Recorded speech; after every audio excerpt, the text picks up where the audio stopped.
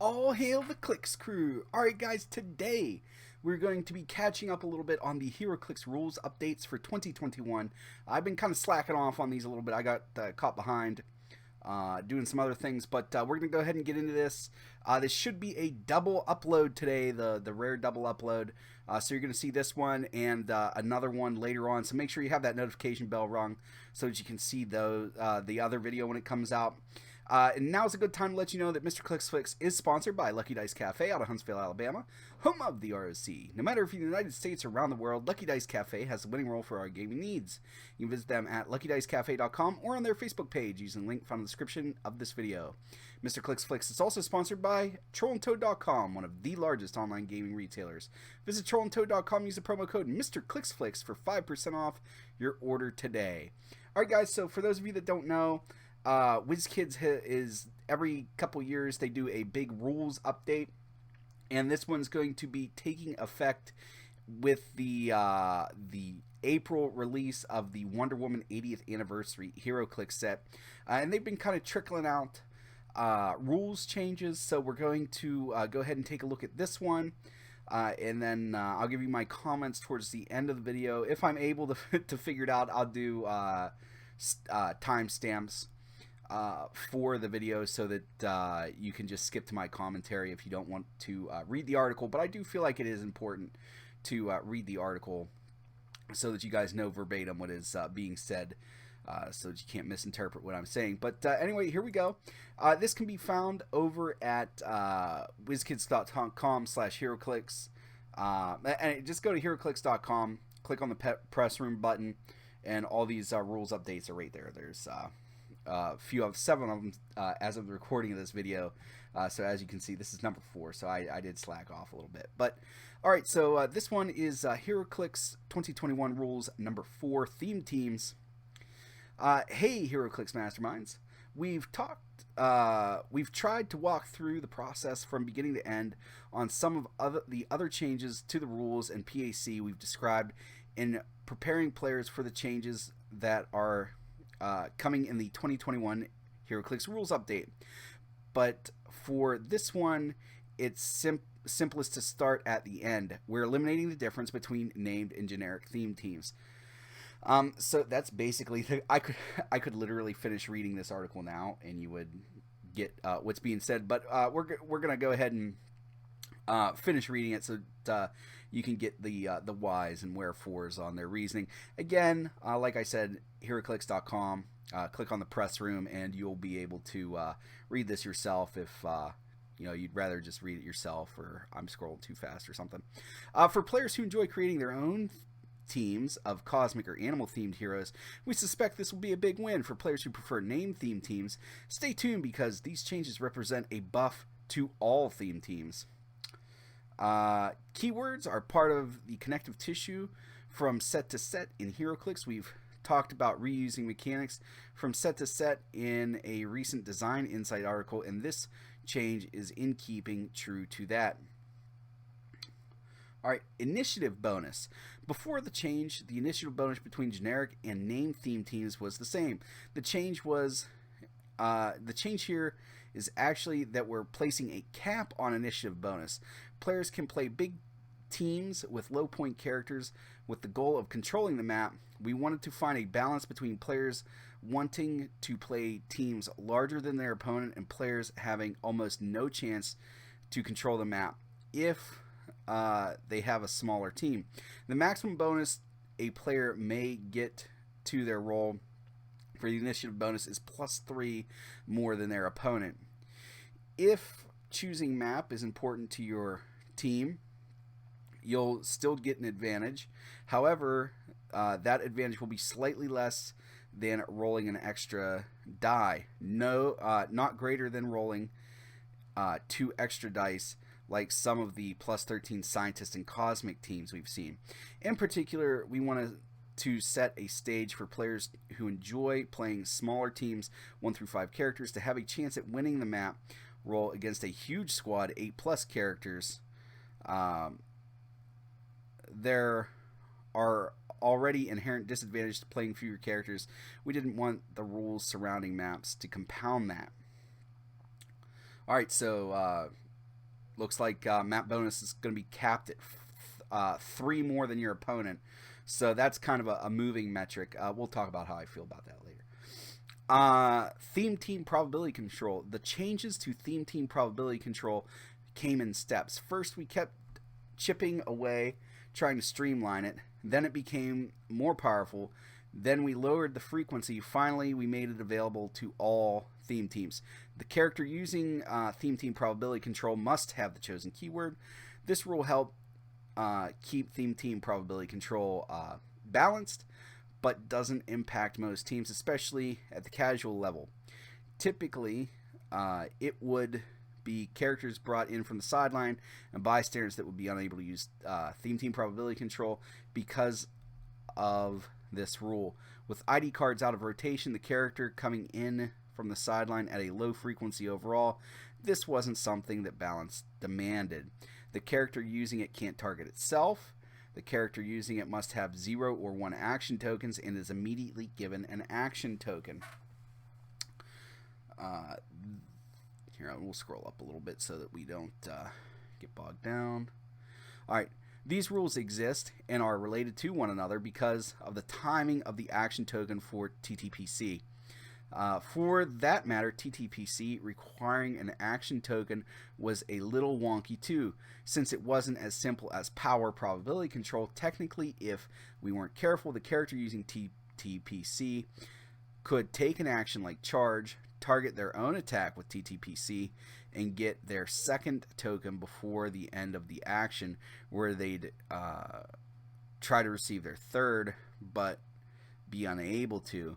We could have done some rule surgery to allow a character with 0 action tokens to use it on their own attacks, but that's just a different rule that adds some flexibility. Furthermore, to actually take advantage of your 5 instances of TTPC in a game, you are likely to need many more than 5 characters to have the action token bandwidth and positioning needed. So trying to streamline the rule actually led to 2 changes. One was that TTPC would no longer place an action token. The other was that the character could simply target itself.